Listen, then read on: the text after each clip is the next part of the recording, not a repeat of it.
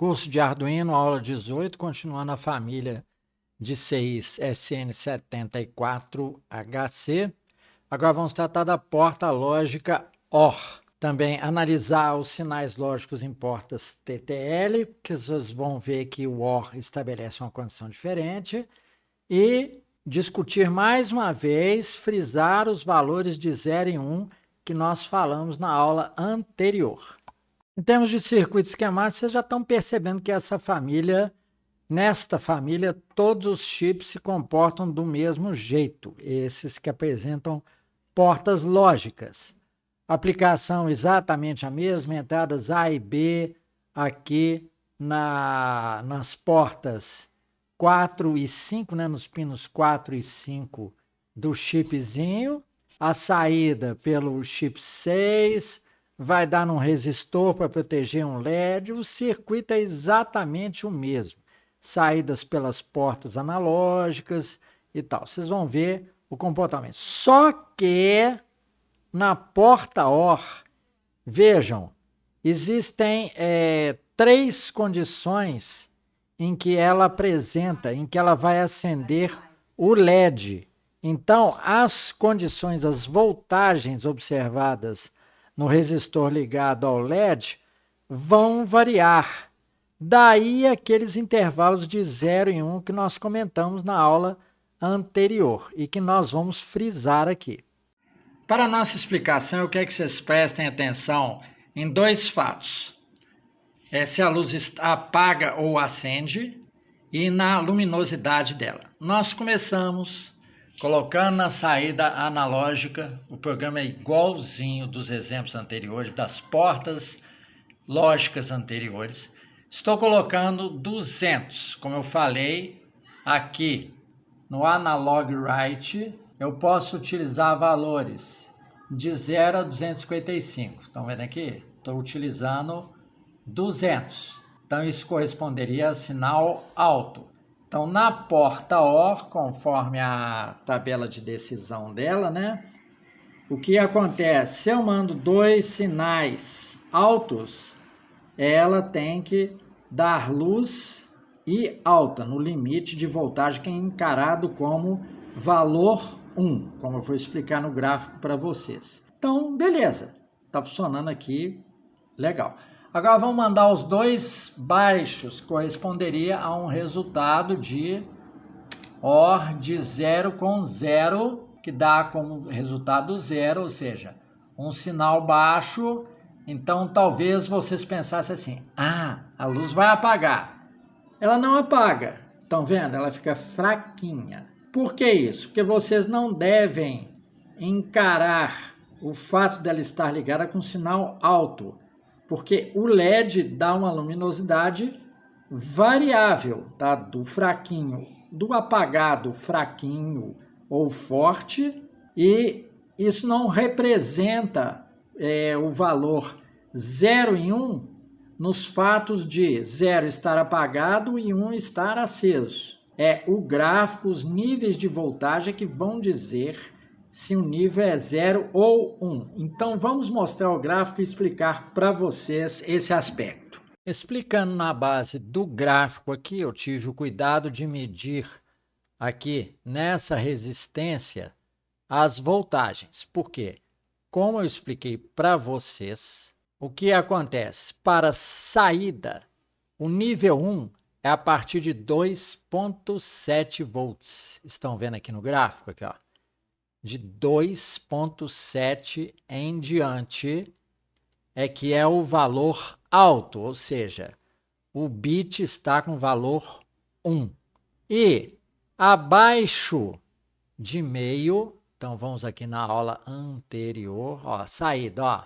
Abaixo de meio, do intervalo 2,7 até meio, ele não pode dizer com certeza em que valor que está, se nós temos valor alto ou baixo. Mas o refresh dos circuitos de memória cuida para que isso aqui não ocorra, não caia neste valor. Voltando aqui ao gráfico, abaixo de 2,7, ó, você só pode garantir que o valor é 0 aqui nesta faixa. Ou seja, acima de 2,7 é valor alto, 1 como resposta. Então, nós temos aqui todas as respostas para cada um dos valores entre 0 e 255. Aqui nós estamos podendo simular esses valores. No circuito real, isso não ocorre, os valores discretos assim, tão juntinhos, uma curva tão contínua quanto esta. Ou ele cai acima de 2,7 ou abaixo aqui de 50, onde ele vai dar 0,5 volts, ou seja, daqui para baixo.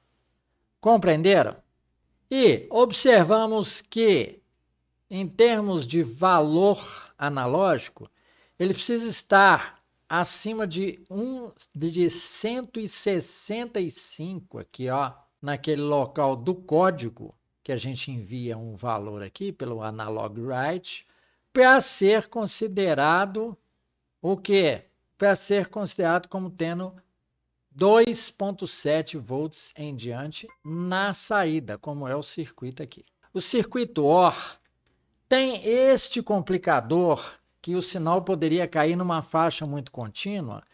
Por quê? Porque você tem a saída OR, se você tem um valor em alto, o outro em baixo, tá? E vice-versa, ou os dois valores em alto, 1 e 1, daria como resultado OR 1, ou seja, aceso no forte. Tá certo? Então não é a condição de aceso ou apagado que dá aqui um sinal que pode ser interpretado como 1 ou 0. Não é isso. É a medida da intensidade muito baixa. Tá? A luzinha não vai apagar em 0, não. E justamente por causa disso, o OR acumula. O END possui uma definição melhor, porque o END, as duas portas precisam estar no estado alto. Tá certo? É o único estado em que ele dá uma saída alta. Para todo o resto, as saídas são baixas. E já no OR, não. Você tem ou uma voltagem baixa ou duas voltagens baixas, que dão uma voltagem média, que ainda não dá a voltagem correspondente ao sinal 1. Compreenderam? O circuito OR tem este complicador. Como nós esgotamos nos outros circuitos as explicações a respeito da disposição dos componentes, aqui a gente não precisa ficar chovendo no molhado. Apenas vou frisar para vocês, olhando esse gráfico aqui que tem as voltagens de entrada e saída, que o sinal considerado, interpretado como 0 e 1, é dado por intervalos de voltagem e não pelo fato do LED estar aceso ou apagado. E vejam também a segurança do circuito, que mesmo que a gente aumentasse mais ainda a voltagem do tipo analógico nas entradas do circuito OR, ele tende aqui no limite a 3,05 ou 3,1. Tá certo? Então, se aumentar mais ainda a voltagem analógica, se fosse possível passar 255, ele tenderia a um limite aqui e não excederia o valor de 5. Olha, nem excede o valor de 3,5, tanto mais não excederia o valor de 5 volts. Correto? Então, os circuitos eles são concebidos para ter um limite e não sair descarregando voltagens cada vez maiores nos circuitos lógicos que vêm a seguir. Correto? Então, com isso, a gente termina a aula 18. Muito obrigado pela sua paciência e atenção.